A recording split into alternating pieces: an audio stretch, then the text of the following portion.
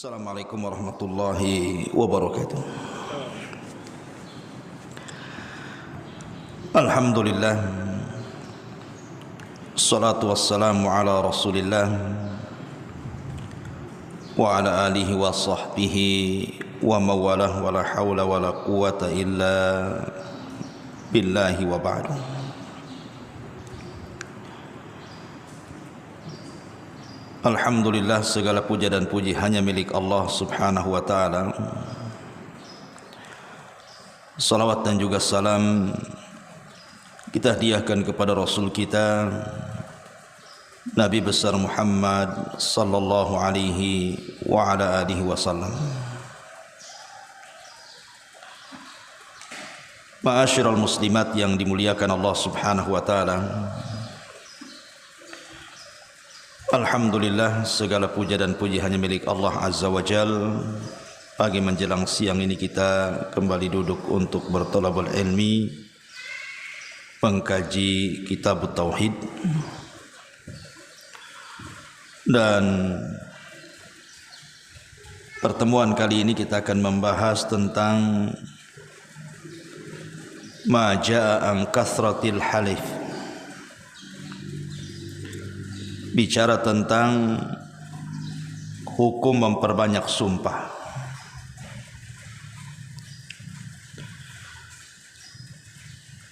Kita tahu bahwa di antara bentuk seorang muslim mengagungkan Allah subhanahu wa ta'ala adalah dengan cara memiliki adab dan akhlak kepada Allah. Salah satunya jangan mempermainkan sumpah, karena mempermainkan sumpah bagi seorang muslim itu sama dengan orang itu tidak beradab dengan Allah Azza wa Jalla. Ma lakum la tarjuna lillahi waqara. Di dalam Al-Quranul Karim, tepatnya pada surah Al-Maidah ayat 89, Allah subhanahu wa ta'ala mengatakan wahfadhu aimanakum, dan jagalah sumpah-sumpah kalian. Di mana ayat ini sebenarnya bicara soal kafarah orang-orang yang bersumpah sebelumnya. Kemudian di ujung ayat Allah mengatakan wahfadhu aimanakum, jagalah sumpah-sumpah kalian. Apa makna daripada menjaga sumpah-sumpah kita kepada Allah itu? Ada 6 perkara yang harus diketahui, di mana 6 perkara ini bagian daripada kita menjaga sumpah. Yang pertama, jangan banyak bersumpah. Ingat, jangan banyak bersumpah, karena di masyarakat umumnya itu banyak orang yang memudah-mudahkan sumpah, terutama di pasar-pasar kan Bu. Dikit-dikit wallahi, wallahi, demi Allah, demi Allah, hanya untuk melariskan dagangan saja kan. Dan itu umum. Bahkan saya pernah mendengar para pedagang itu, mereka berani berdusta, untuk menguatkan dustanya itu bersumpah pula di atas nama Allah subhanahu wa ta'ala. Demi Allah, dari sananya saja enggak dapat, kamu tawar pula segitu katanya. Padahal dari sananya dah dapat tuh. Tapi dia bersumpah, kemudian berdusta pula dengan sumpahnya. Kemudian yang kedua, di antara menjaga sumpah adalah istiqamah dengan sumpahnya. Selama sumpah itu tidak dalam rangka bermaksiat kepada Allah. Artinya, janganlah sumpah itu dengan cara tidak membatalkan. Jadi kalau orang bersumpah jangan sampai dibatalkan sumpahnya. Kalau ibu sudah mengatakan wallahi demi Allah saya akan lakukan, lakukan. Demi Allah saya tidak akan melakukan, berarti tidak melakukan, istiqomah. Jangan ngomong demi Allah saya tidak melakukan, malah melakukan. Demi Allah saya akan melakukan, ternyata tidak melakukan. Itu tidak istiqomah dengan sumpahnya. Tetapi sekali lagi catatannya selama tidak dalam rangka bermaksiat kepada Allah. Kemudian yang ketiga, membayar kafarah. Jikalau tidak sanggup melaksanakan sumpahnya, dia bersumpah untuk melakukan sesuatu, tapi dia tidak sanggup melakukan sesuatu itu, sementara dia sudah kadang bersumpah tuh. Maka orang yang bersumpah kemudian tidak sanggup melakukan sumpahnya, maka dia harus membayar kafarah. Apa kafarahnya? Allah Subhanahu wa taala berfirman, "Fa kaffaratuhu it'amu asharati masakina min awsati ma tut'imun ahlikum aw kiswatuhum aw tahriru raqabatin faman lam yajid fasiyamu thalathati ayyam dzalika kaffaratu aymanikum." Adapun kafarah sumpahnya, kata Allah, hendaklah seseorang memberi makan 10 orang fakir miskin dari makanan yang biasa kalian makan dan keluarga kalian makan, atau memberi pakaian kepada 10 fakir miskin, ataupun memerdekakan 1 orang budak. Tapi kalau tidak sanggup, maka kafarahnya adalah berpuasa selama 3 hari. Jadi kafarahnya ada 2. Yang pertama, memerdekakan budak ataupun memberi makan 10 fakir miskin, atau memberi pakaian kepada 10 fakir miskin. Kemudian yang kedua, ini kalau tidak sanggup. Jadi kalau tidak sanggup nih, memerdekakan budak tak sanggup, memberi makan 10 fakir miskin pun tak sanggup, memberi pakaian kepada 10 fakir miskin juga tak sanggup. Kalau 3-tiganya tak sanggup, maka beralih ke yang keduanya. Apa itu? Fasiyamu thalathati ayyam. Hendaklah berpuasa 3 hari. Ini kafarahnya nih. Maka di antara menjaga sumpah itu harus bayar kafarah jika tidak mampu melaksanakan sumpah. Kemudian yang keempat, di antara menjaga sumpah adalah jangan bersumpah kecuali kepada Allah.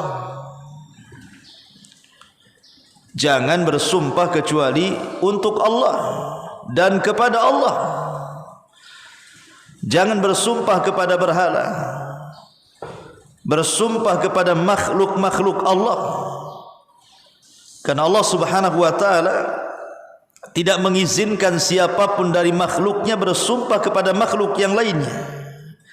Tapi kalau Allah bersumpah dengan makhluknya, terserah dia. Makanya dalam Al-Quran banyak sumpah-sumpah yang Allah bersumpah pada makhluknya, itu pun karena sebuah tujuan, di mana makhluk yang dijadikan sumpah oleh Allah itu memiliki keistimewaan.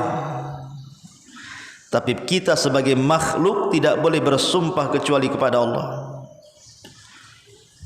Bahkan demi Ka'bah enggak boleh. Enggak boleh seseorang bersumpah, apalagi sampai bersumpah dengan berhala-berhala. Wallata wal Uzza, demi Lata dan Uzza, atau dengan makhluk-makhluk Allah yang lainnya. Karena siapa yang bersumpah kepada selain Allah, maka dia jatuh kepada kesyirikan berdasarkan sabda Rasul, man halafa bi ghairillahi faqad asyrak.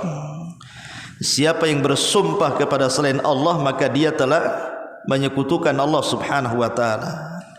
Ini yang keempat. Kemudian yang kelima, jujur dalam sumpah. Kalau bersumpah itu untuk kejujuran. Jangan bersumpah untuk kedustaan. Karena umumnya biasanya orang yang suka meremeh-remehkan bersumpah-sumpah atau memperbanyak sumpah itu umumnya jatuh kepada kedustaan. Lihat para pedagang itu, para peniaga itu, para pedagang dan para peniaga yang banyak bersumpah itu umumnya dia pendusta. Makanya di antara menjaga sumpah adalah jujur dalam sumpah. Dan yang terakhir, tidak bersumpah kecuali pada perkara yang penting. Kalau memang sumpah itu dibutuhkan dan diperlukan, baru kita bersumpah. Seperti dalam persidangan, Nabi SAW mengatakan, al-bayyinatu 'alal mudda'i wal yaminu 'ala man ankar. Bukti itu diberikan kepada yang menuduh, sumpah itu diberikan kepada orang yang tertuduh. Kalau dalam persidangan terkadang sumpah itu diperlukan, maka tidak mengapa, karena tidak boleh seseorang itu bersumpah kecuali pada perkara-perkara penting yang dihajatkan dalam Islam. Dan ini bagian daripada wahfadhu aimanakum, menjaga sumpah-sumpah kita.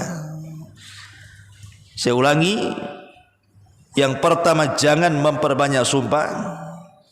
Yang kedua istiqomah dengan sumpahnya selama tidak maksiat. Yang ketiga bayar kafarah jika tidak mampu melaksanakan sumpahnya. Yang keempat jangan bersumpah kecuali kepada Allah. Yang kelima jujur dalam sumpahnya. Dan yang keenam tidak bersumpah kecuali dalam hal-hal yang memang dihajatkan untuk bersumpah. Itulah adab-adab sumpah namanya. Wahfadhu aimanakum, jagalah sumpah-sumpah kalian.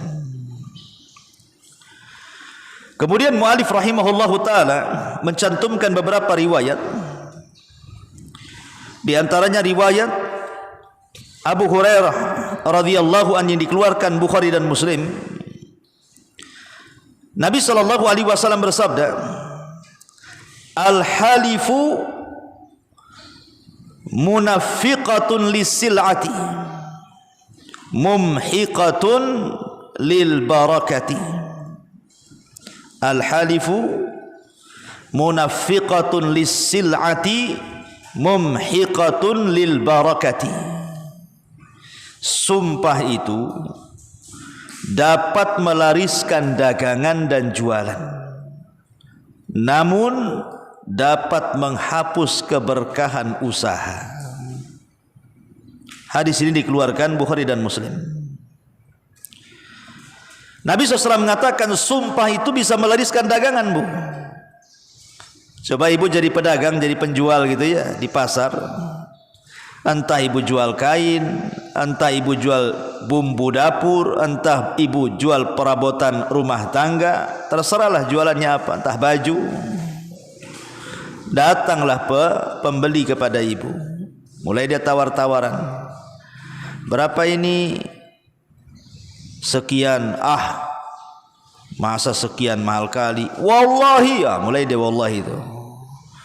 Demi Allah, Bu, ini barang bagus loh. Ini barang ini bermerek. Dari sananya aja sekian tuh. Kalau saya jual sekian, saya dapat apa? Tambahlah sedikit katanya. Kadang sudah dapat banyak tuh. Dia bilang tambah sedikit untuk untungnya. Memang akhirnya kan pembeli ini jadi yakin tuh. Bukan yakin kepada barangnya, pada awalnya ragu, tapi karena sumpahnya meyakinkan barangnya, yakin pula dia. Akhirnya membeli. Gara-gara sumpah itu akhirnya yang tidak mau beli jadi beli gitu ya. Makanya Rasul mengatakan al-halifu munafiqatun lisil'ah. Terkadang sumpah itu bisa melariskan dagangan. Orang yang enggak mau beli jadi beli itu gara-gara sumpah. Tetapi dia tidak paham, ya bisa saja memang orang yang berjualan berdusta kemudian dibumbui dengan sumpah itu bisa melariskan dagangan. Betul kata Rasul, memang laris dagangannya, banyak untungnya. Tapi dia tidak paham hadis setelahnya, mumhiqatun lil barakati. Sebanyak apapun untung dari usaha jualannya, tapi kalau keuntungannya dihasilkan dengan dibumbui sumpah-sumpah palsu, sumpah-sumpah dusta, atau dia tidak berdusta tapi dia suka menggunakan sumpah, memang dia jujur orangnya tapi suka bersumpah, akhirnya orang pun jadi beli jadinya.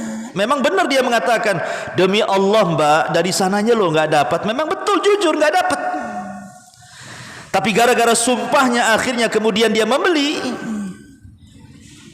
Secara zahir diuntungkan dia, tetapi Rasul mengatakan hadis setelahnya, mumhiqatun lil barakati. Dia tidak paham hasil usaha yang didapatnya itu tidak barokah, tidak barokah sama sekali. Para ulama mengatakan makna barokah dalam hadis ini ada dua makna. Bisa saja barokah secara maknawi, bisa saja barokah tidak barokah secara hissi. Apa maknanya? Makna tidak barokah secara hissi dan maknawi itu, kalau secara hissi bisa saja dia untung besar bu, wow ibu untungnya banyak karena sumpah tuh, setiap hari dapat untung. Tetapi mungkin tidak berkah dari keuntungan secara hissi, boleh jadi kecurian, boleh jadi kebakaran. Berapa banyak pasar yang terbakar tuh? Banyak bu. Kemarin di mana tuh? Di Taman Raya tuh. Satu pasar terbakar. Ya, habis ludas semuanya. Bisa saja kecelakaan. Udah untung banyak, pulang ke rumah ketabrak pula dia, masuk rumah sakit. Untungnya nggak cukup membayar perawatan rumah sakitnya. Lah untuk apa jadi dagangnya tuh? Atau mungkin pedagangnya sakit dia, atau mungkin keluarganya sakit, anaknya sakit, akhirnya untung jualannya yang dihasilkan dari sumpah palsunya itu ludes habis hanya untuk membiayai perobatan anaknya. Lah buat apa jadinya kan? Jadi nggak ada untungnya jadinya, capek-capek saja jualan, atau ludes saja uangnya karena untuk berobat. Ataupun mungkin anaknya nakal, narkoba, kena polisi, atau anaknya kriminal, ditangkap polisi, nebus lagi, habislah duitnya. Lah itu namanya tidak barokah secara hissi, habis uangnya itu, hasilnya hilang. Atau tidak barokah secara maknawi. Maksudnya tidak barokah secara maknawi itu kasat mata, memang uangnya ada banyak, masih utuh di rekening, masih ada di laci, masih ada di dompet, masih tersimpan di bank, mobilnya pun tidak ada yang rusak, tidak mogok, rumahnya pun tidak ada yang bocor, tidak ada masalah. Tetapi dicabut berkahnya secara maknawi, artinya dicabut berkahnya itu tidak banyak manfaat bagi pemiliknya, nggak banyak manfaat. Jadi hartanya banyak itu kayak nggak cukup saja, kayaknya kurang, padahal sudah banyak tuh duitnya tuh. Di ATM sekian ratus juta, ATM-nya 5 lagi kan gitu ya. Semua bank dia nabung di situ. Belum yang di laci, belum yang di bawah kasur, belum yang dipendam di bawah keramik gitu ya. Tapi masih kurang aja. Kayaknya itu tidur nggak nyenyak. Besok nih mau bisnis apa lagi nih? Tidurnya sejam saja malam. Pokoknya hidupnya disengsarakan dengan hartanya. Nggak ada berkahnya sama sekali. Tidak banyak bisa berguna harta untuk kehidupannya itu. Sebagaimana Allah mengatakan ketika Allah bicara soal keharaman riba, yamhaqullahu riba wa yurbis sadaqat. Allah mencabut keberkahan harta riba, dan Allah akan mengembangkan harta yang disedekahkan.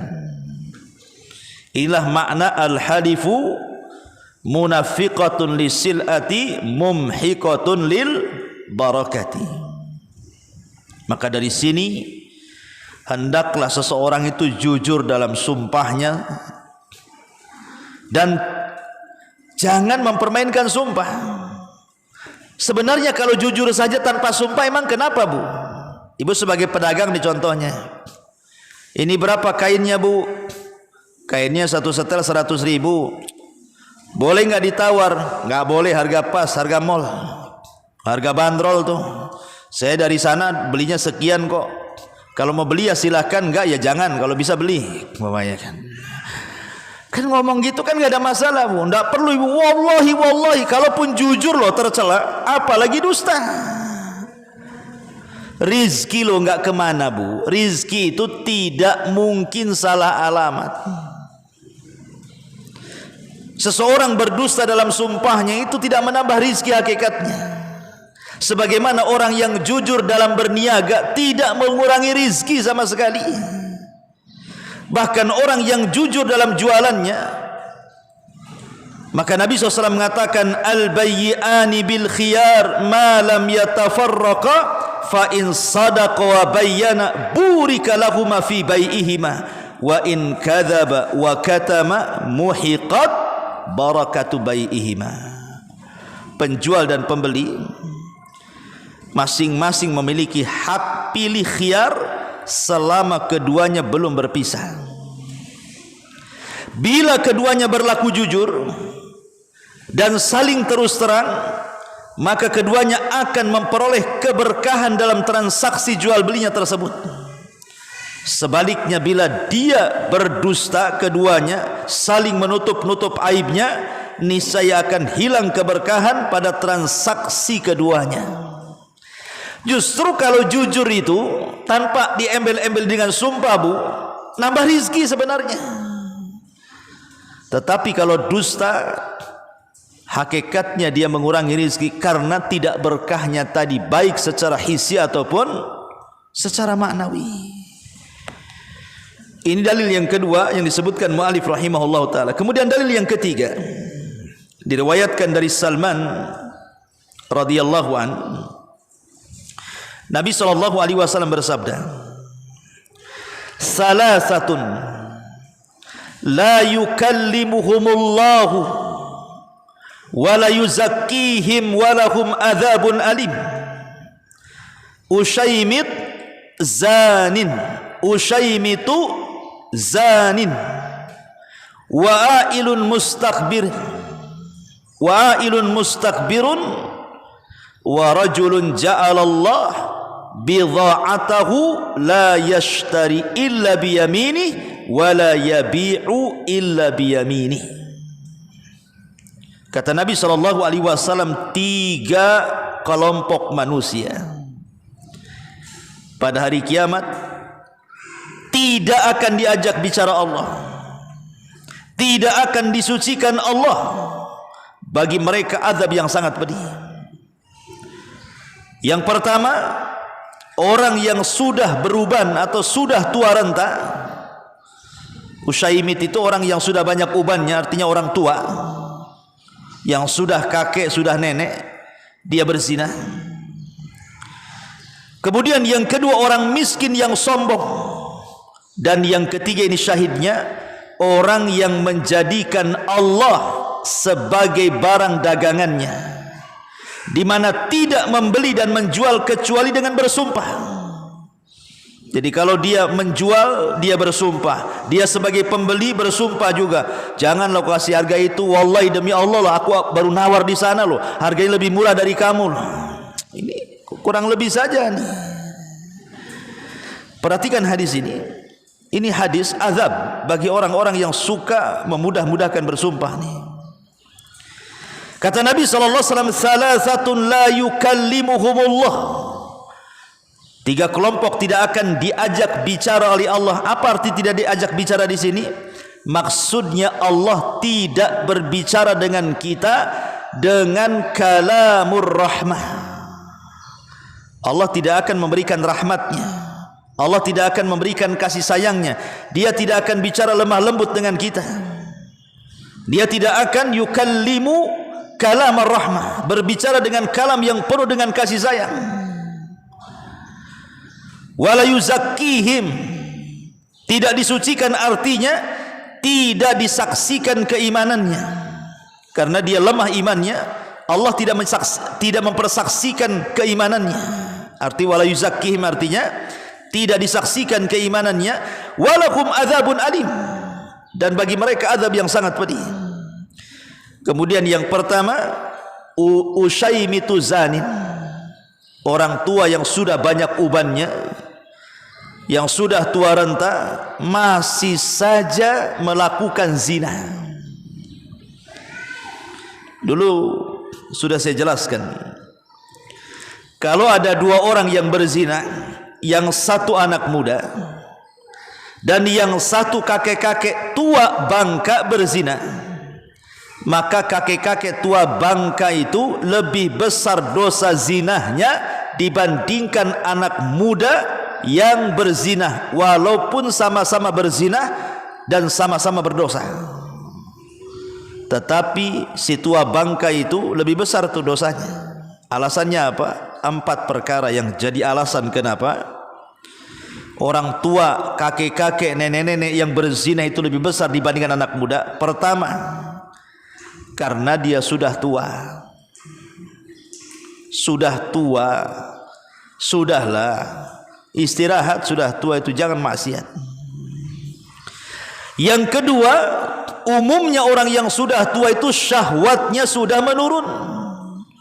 Bukan hanya syahwatnya saja, kecerdasannya juga kurang, loadingnya itu kurang tuh.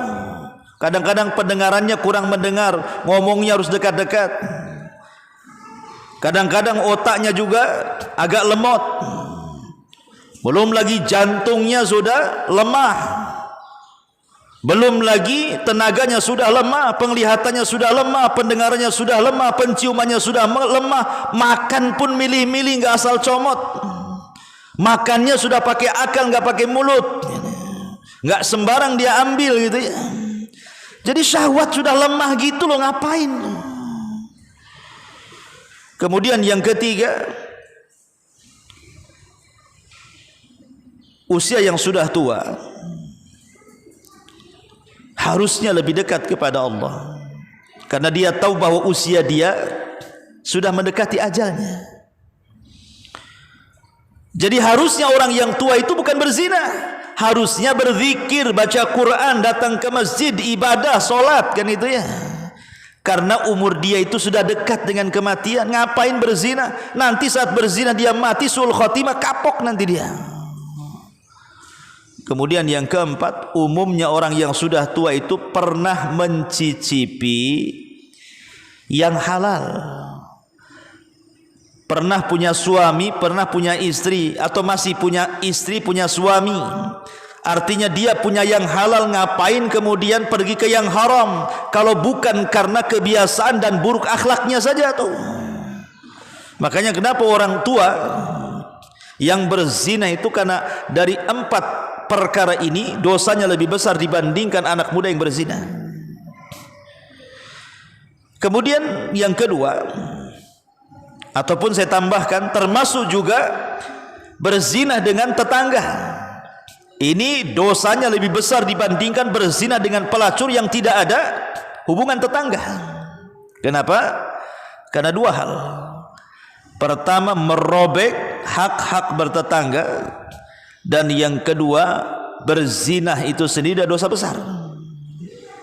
Tapi kalau berzina dengan pelacur kan hanya dosa zinahnya saja, tapi tidak merobek hak-hak bertetangga.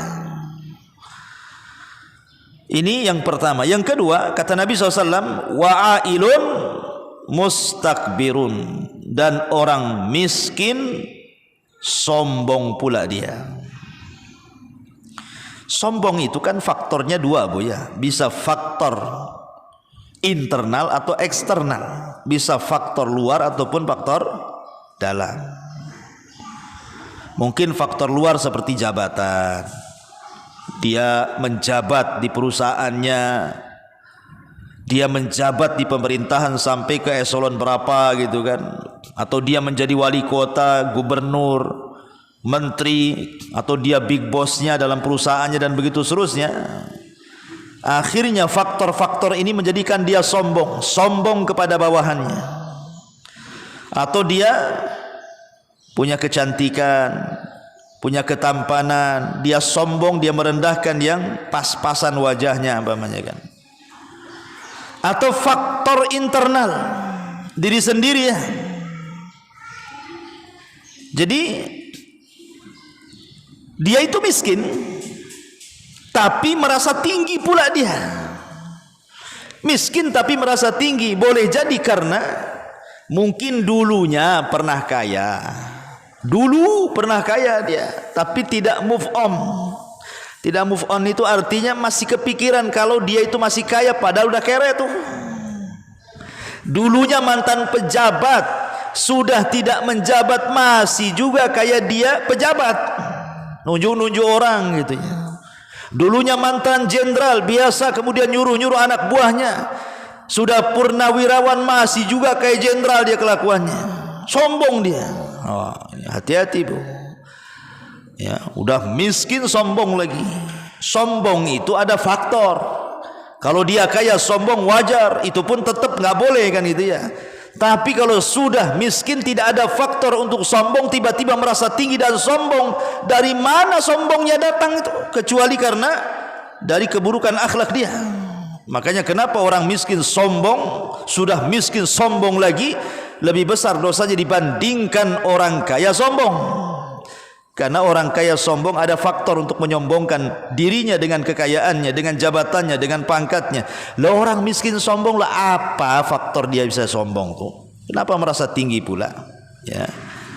Dan ini yang syahidnya yang ketiga adalah orang yang menjadikan Allah sebagai dagangannya. Jadi ada orang itu yang jualan Allah dalam dagang. Jadi Allah dijual gitu ya dalam dagangannya itu dengan cara bersumpah-sumpah, baik posisi ibu selaku pembeli atau posisi ibu selaku penjual.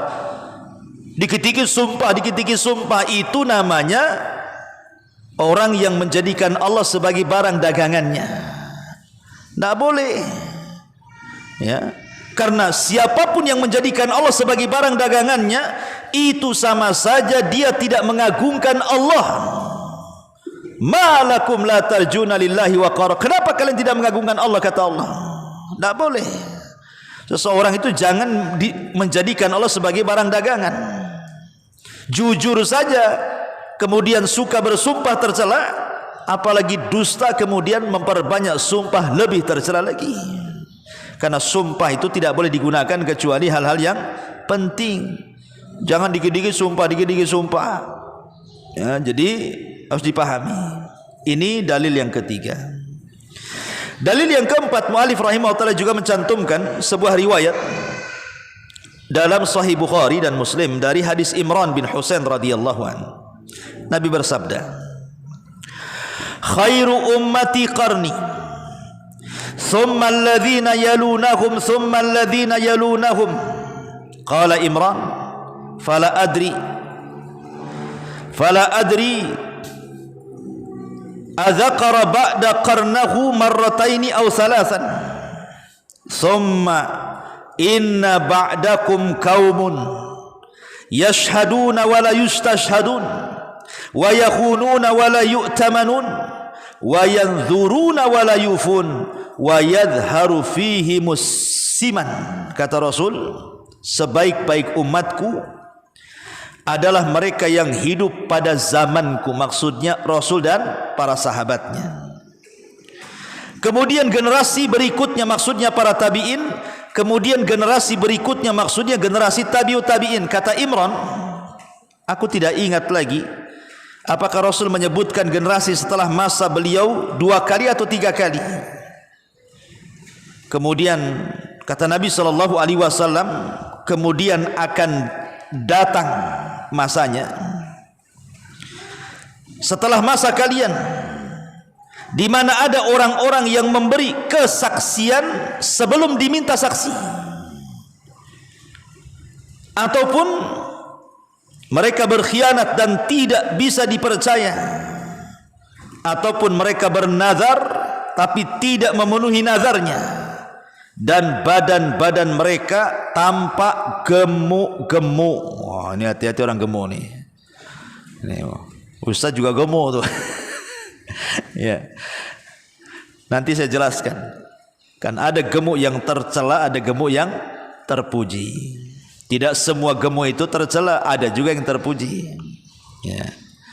Di sini Nabi sallallahu alaihi wasallam hendak menjelaskan tentang keutamaan zaman, di mana zaman keemasan itu ada di zaman Rasul dan para sahabatnya. Kemudian generasi kedua para tabi'in, kemudian generasi ketiga para tabi'in. Itulah yang diistilahkan oleh para ulama sebagai as-salaf. Kalau ibu pernah mendengar kalimat salaf, maksudnya salaf itu adalah 3 kurun generasi terbaik. Itu disebut salaf. Rasul dan para sahabat, kemudian generasi kedua para tabi'in, murid-murid para sahabat, kemudian generasi ketiga para tabi'ut tabi'in. Itulah generasi terbaik yang disebut dengan salafus saleh atau salaful ummah, yang kita dituntut untuk mengikuti jejak mereka. Tetapi setelah kurun itu, kata Nabi sallallahu alaihi wasallam, setelah era dan masa itu akan datang zamannya. Apa itu? Qaumun yashhaduna wa la yustashhadun. Ada kaum itu yang tidak diminta jadi saksi, mereka sudah siap jadi saksi. Enggak diminta jadi saksi, malah dia pula jadi saksi. Pamannya ada orang bersengketa lahan atau bersengketa apa gitu kan. Siapa saksinya? Belum diminta, saya saksinya katanya. Belum diminta, tunggu dulu. Yang lebih parah lagi, kalau di pengadilan tuh banyak saksi-saksi yang dibeli. Saksi-saksi yang dibeli. Inilah orang-orang yang mereka bersaksi tapi mereka tidak berhak untuk menjadikan saksi. Saksi itu harus kredibel. Saksi itu harus yang memang betul-betul menyaksikan. Namanya saksi, dia menyaksikan. Ini saksi tidak tahu menau, dia mau bersaksi persis seperti di zaman Umar bin Khattab radhiyallahu an. Jadi ada sebuah persidangan di zaman Umar itu, Bu. Kemudian yang berkasus itu mendatangkan saksi. Kemudian saksi itu ditanya oleh Umar bin Khattab radhiyallahu an, kamu kenapa mau jadi saksi? Apakah kamu pernah bertetangga dengan dia? Kata saksi ini enggak. Kemudian Umar mengatakan, apakah engkau pernah bermuamalah dengan dinar dan dirham, artinya berbisnis dengan dia? Dia mengatakan tidak. Kemudian Umar bin Khattab mengatakan, apakah engkau pernah safar dengan dia? Dia mengatakan tidak. Lah, engkau tidak bertetangga dengan dia, tidak pernah bermuamalah bisnis dengan dia, tidak pernah safar dengan dia, bagaimana engkau bisa tahu tentang dia? Engkau tidak tahu apa-apa tentang dia, katanya. Lihat, di zaman Khalifah Umar ada loh orang-orang seperti itu. Orang yang bersaksi tapi tidak berhak menjadi saksi gitu ya.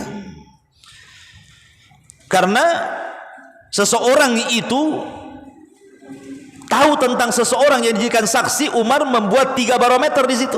Pertama, dia bertetangga. Kenapa harus tetangga? Karena tetangga itu biasanya tahu muamalah tetangganya. Loh, ini beda desa, sehari-harinya tidak pernah nampak, tahu-tahu dia mengatakan aku kenal dia. Cemana kau kenal dia? Tapi kalau tetangganya hidup bersama berdampingan, kau per rumahnya kan tahu muamalahnya. Yang kedua, berbisnis dengan dia. Kan kita tidak tahu tuh, mungkin nampaknya ketika belum berbisnis orangnya ramah, baik, jujur. Ketika sudah berbisnis, penipu pula dia. Kan banyak tuh. Nampak manis-manis sama kita, dekat-dekat kita, ngajak bisnis, sudah bisnis uang kita dibawa lari sama dia. Banyak kejadiannya tuh. Kemudian yang ketiga, safar. Karena safar itu dikatakan safar karena yusfiru akhlak ar-rijal. Safar itu menampakkan akhlak orang. Mungkin ketika belum safar, oh baik orangnya, ramah orangnya, dermawan orangnya, suka bantu orangnya, tidak malas orangnya. ketika safar 2-3 minggu, mungkin umroh bersama, haji bersama, atau kemana bersama selama seminggu atau 2 minggu, nampak di situ bakhilnya, nampak di situ pengecutnya, nampak di situ malasnya, nampak di situ pemarahnya, emosinya. Jadi orang kalau belum pernah safar berarti nggak kenal tuh. Ya, jadi lihat di sini Rasul mengatakan, kaumun yashhaduna wala yustashhadun. Nanti ada sebuah kaum belum diminta saksi, jadi saksi dia. Wa yakhununa wala yu'tamanu. Yang kedua, mereka berkhianat dan tidak bisa dipercaya. Oh, sekarang orang-orang yang tidak jujur itu lebih banyak daripada orang-orang yang jujur. Bahkan orang-orang yang jujur kalau masuk pada lingkaran orang-orang pendusta, jadi pendusta, pengkhianat dia. Begitulah pengkhianatan yang terorganisir mampu mengalahkan kejujuran yang tidak terorganisir. Itu bahasanya mungkin seperti itu. Ini satu kelompok, ini semua pengkhianat. Adalah satu orang yang konon orang jujur ingin memperbaiki. Mereka punya konspirasi. Mereka orang banyak, terorganisir tuh pengkhianatannya. Engkau orang jujur sendirian, mana bisa mengalahkan pengkhianatan yang banyak. Makanya itu harus dipahami. Dan di zaman sekarang seperti itu. Ya, lihatlah apalagi nih tahun-tahun politik nih kan. Banyak kali lah orang janji-janji itu. Kalau saya terpilih, itu bahasanya itu pertama tuh. Kalau saya terpilih, nih jalan 300 meter selesai katanya. Tak terpilih, dibongkar lagi tuh jalan. Kalau saya terpilih, ini masjid, aku kasih karpet permadani yang indah, yang tebal 10 cm bisa untuk tidur. Kalau duduk tuh langsung ngantuk tuh saking tebalnya tuh. Nggak terpilih, digulung lagi. Kan banyak tuh kasus kayak gitu, kan kasus-kasus viral bukan? Orang sekarang ini persis kata Rasul sallallahu alaihi wasallam, wa yakhununa wa la yu'tamanun. Suka berkhianat dan tidak suka jujur. Wa yangzuruna wa la yufun. Suka bernazar, tidak mau melaksanakan nazarnya. Dan syahidnya di sini, wa yangzuruna wa la yufun. Suka bernazar. Nazar itu kan kiasan daripada sumpah. Nazar dengan sumpah itu kan kurang lebih. Artinya banyak orang yang bernazar atau bersumpah tapi tidak mau bayar kafarah sumpahnya. Kan banyak di masyarakat orang sedikit-sedikit bersumpah itu. Wallahi saya akan lakukan ini, tapi nggak melakukannya. Besok ngomong gitu lagi, besok ngomong gitu lagi. Banyak kali dia bersumpah tuh, tapi dia dusta dengan sumpahnya. Kadang-kadang orang itu bersumpah dengan kedustaan, itu umum di masyarakat. Ini masalah urusan lahan nih, demi Allah ini lahan saya, tanah saya, ini tanah nenek moyang sana, surat pun tak ada. Dia bilang wallahi saja tuh. Apalagi dalam dunia jual beli yang sudah saya ceritakan, paling banyak itu orang bersumpah nggak jelas tuh. Kemudian wa yadharu fihim as-siman, dan mereka tampak gemuk-gemuk. Ini maksudnya apa nih gemuk-gemuk di sini? Masyarul muslimat yang dimuliakan Allah Subhanahu wa taala. Bicara sedikit soal gemuk, Bu ya. Ini ngomongin yang ngomong namanya. Ya. Mungkin Ibu juga banyaklah yang gemuk kan. Al-Imam An-Nawawi rahimahullahu taala mengatakan dalam kitabnya Syarah Sahih Muslim, al-murad bis siman huna kathratul lahmi. Yang dimaksud dengan siman adalah badannya gemuk karena banyak dagingnya. Annahu yaktsuru dzalika fihim. Nanti di akhir zaman akan banyak orang-orang yang seperti itu, gemuk-gemuk orangnya.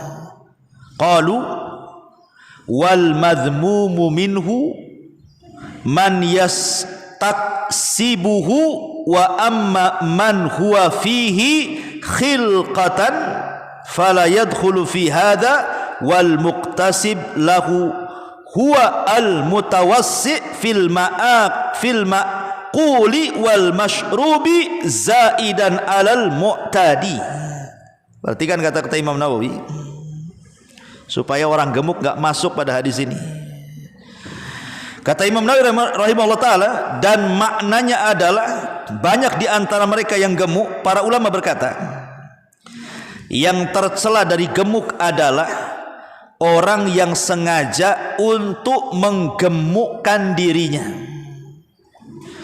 Adapun orang-orang yang memang tercipta oleh Allah, memang ditakdirkan sudah gemuk, maka tidak termasuk dalam celaan ini. Jadi orang-orang yang berusaha untuk menggemukkan dirinya adalah orang-orang yang sengaja memperbanyak makan, memperbanyak minum melebihi yang seharusnya dia makan, yang seharusnya dia minum. Itulah yang tercela. Nah, jadi maksudnya adalah, kata Imam Nawawi rahimahullah taala, gemuk yang tercela itu memang dia kerjanya hanya makan saja, minum saja, kuliner sana sini, warung pojok di pojok-pojok pun dia tahu. Warung itu nyelempit, Bu, nggak ada orang tahu, dia tahu. Dia bisa loh komentar tentang makanan ini itu dengan sangat luar biasa. Tapi kalau komentar agama tak paham. Kalau soal makanan paling tahu tuh, ini rasanya mantap nih, kenapa? Wah begini-begini, maknyus dan lain-lain gitu. Lah orang-orang yang hobi kuliner ini termasuk akhir zaman, Bu. Jadi gemuknya ini karena hobi kuliner. Sayangnya sekarang ini kalau lihat program YouTube itu, Bu, ada YouTuber itu memang sengaja mereka mencari cuan dari YouTube itu dengan cara program makan. Kan gitu ya. Datang ke warung ini, ke warung itu, nanti tuh makannya satu meja, Bu. 10 lauk ada depan dia, dari sambalnya, dari lalapnya, dari penyet-penyetnya, dari tempenya, macam-macam kan. Wah, dengan lahapnya dia makan, entah enak entah tidak, mungkin konten aja dia itu. Tapi yang nonton akhirnya kan seleranya itu nampak tuh, kepengen juga kan. Akhirnya hidupnya hanya kuliner, nggak sadar badannya tumbuh gemuk, banyak dagingnya, tulangnya makin kecil, dagingnya pula makin besar. Lah ini yang dicela dalam hadis ini ya. Jadi hadis ini maksudnya nanti di akhir zaman nih, banyak orang-orang yang gemuk-gemuk ini yang tercela karena faktor mereka berlebih-lebihan dalam makan dan minum. Tapi kalau memang badannya sudah diciptakan gemuk, ya tidak ada masalah. Berarti benang merahnya gemuk karena kebanyakan makan dan minum dan mengarahkan kepada melalaikan ibadah kepada Allah. Orang kalau banyak makan, banyak minum, kemudian kenyang, itu kayak ular sawah, Bu. Langsung tidur biasanya. Jadi malas kan. Contoh nih, orang yang puasa Ramadan, kemudian datang waktu iftar, jam 5 itu kan sudah sibuk, Bu. Ibu ke pasar kaget tuh, semua warna-warni ibu beli. Mau yang kuningnya, mau yang merahnya, mau yang pokoknya pelangi semua dibeli. Nanti datang maghrib nih, wah semua dimakan. Coba ibu rasakan isya dan tarawehnya, apa enggak nguap-nguap tuh. Lah dari sini ma'asyiral muslimat yang dimuliakan Allah azza, ini yang kemudian dicela. Ya, tapi kalau memang badan dia memang sudah gemuk, dia sudah berusaha juga puasa ya ndak kurus-kurus, kan ada orang tipe-tipe tuh yang susah. Mungkin sudah faktor usia lah. Biasanya faktor usia. Bahasanya faktor U, nah gitu ya, faktor usia. Ibu waktu usia 25 tahun kayak model Jakarta, Bu. Nah, sekarang sudah 50 tahun kayak model mana saya tak tahu, banyak model. Ya, Bu ya, kan gemuk susah mau dikurusin, yang ada lapar saja. Malah kalau nggak makan malam nggak bisa tidur saya, Ustaz, katanya. Karena Nabi sendiri memang gemuk juga, jangan salah, Bu. Di usia senjanya Nabi itu gemuk loh. Nabi itu di usia senjanya gemuk. Sampai-sampai Nabi SAW sendiri ketika sholat sunnah duduk. Ya, ketika sholat sunnah duduk beliau, dan dibolehkan sholat sunnah itu duduk. Tetapi Rasul menganjurkan kalau sanggup berdiri, karena kalau sholat sunnah sanggup berdiri kemudian duduk, pahalanya separuh daripada para berdiri. Bahkan ada para ulama yang gemuk seperti gurunya Imam Syafi'i, namanya Waqi'. Jadi Imam Waqi' itu Itu gemuk dikisahkan kalau membaca Waqi' ibn Jarrah Ar-Ruwaisi, gurunya Imam Syafi'i rahimahullah, itu dikisahkan orangnya gemuk sekali. Tetapi kegemukannya, subhanallah, dia orang yang paling rajin ibadahnya. Sampai-sampai dikisahkan oleh Fudail ibn Iyad rahimahullahu ta'ala ketika dia bersama Imam Waqi' dalam safar, kata Fudail, aku tidak pernah melihat orang yang paling rajin ibadah melebihi Waqi' ibn Jarrah, padahal gemuk kali orangnya tuh. Jadi Imam Fudail ibn Iyad bertanya kepada Imam Waqi' yang gemuk itu, ma hadzal zaman wa anta rahibun lil Iraqi, gemuk apa ini sementara engkau ahli ibadah ahli Irak, wahai Waqi' ibn Jarrah. Kata Waqi', hadza min farahi bil Islam, ini karena bahagianya aku dengan hidayah Islam, katanya. Makanya aku seperti ini. Jadi kalau gemuk rajin ibadah nggak apa-apa, kalau gemuk malas ibadah, inilah yang tercela dan inilah yang banyak di akhir zaman, kata Rasulullah. Karena tujuannya di akhir zaman ini sekarang kan media-media baik cetak, elektronik ataupun yang ma'ruf sekarang YouTube, Instagram, semua sekarang ini hampir bicara kuliner, bicara makanan, baik cara buatnya atau cara belinya, baik alamat warungnya atau restorannya, semua terbentang di mana-mana. Apalagi dimudahkan dengan COD. Nah, ini lebih mudah lagi nih. Ya. Dulu kalau ke warung, kayaknya jauh kali pengen lah saya ini sayur asam di warung Mbak Anu gitu, pengen tom yam, pengen rawon, pengen ini, kayaknya jauh kali dari sini ke Batam Center. Akhirnya tak jadi makan itu. Sekarang jangan lagi Batam Center, Bu, pesan dari Irak pun sampai ke rumah, Bu, dengan COD lagi kan gitu ya. Semua apa yang diinginkan di otak kita ini semua sudah ada di depan kita itu. Subhanallah ya. Ma'asyiral muslimat yang dimuliakan Allah Azza wa Jalla. Kemudian yang terakhir, kata mu'alif rahimahullah ta'ala, Ibrahim An-Nakhai berkata, kanu yadribunana ala syahadati wal ahdi ala syahadati wal ahdi wa nahnu sigharun. Kata Ibrahim An-Nakhai, seorang ulama salaf, mengatakan, mereka, maksudnya para sahabat, memukul kami anak-anaknya dalam urusan persaksian dan janji padahal kami masih kecil. Maksudnya apa? Para sahabat itu mentarbiyah kepada anak-anaknya, jangan suka bersumpah-sumpah dengan memudah-mudahkan sumpah atau memperbanyak sumpah. Dan mereka memukul anak-anaknya, kalau dikit-dikit bersumpah dipukul sama bapaknya itu. Itu di zaman sahabat tuh. Supaya anak-anak para sahabat terdidik jangan mudah-mudah bersumpah, karena orang yang memperbanyak sumpah itu hakikatnya tidak mengagungkan Allah dan mengurangi nilai kesempurnaan tauhid. Ya, makanya itulah kenapa Ibrahim An-Nakhai mengatakan mereka dulu para sahabat memukul kami sebagai anak-anaknya dalam urusan persaksian dan janji padahal kami lo masih kecil-kecil, belum balik. Ya, tapi itulah pendidikan para sahabat. Jangan sampai menyimpang dari syariat.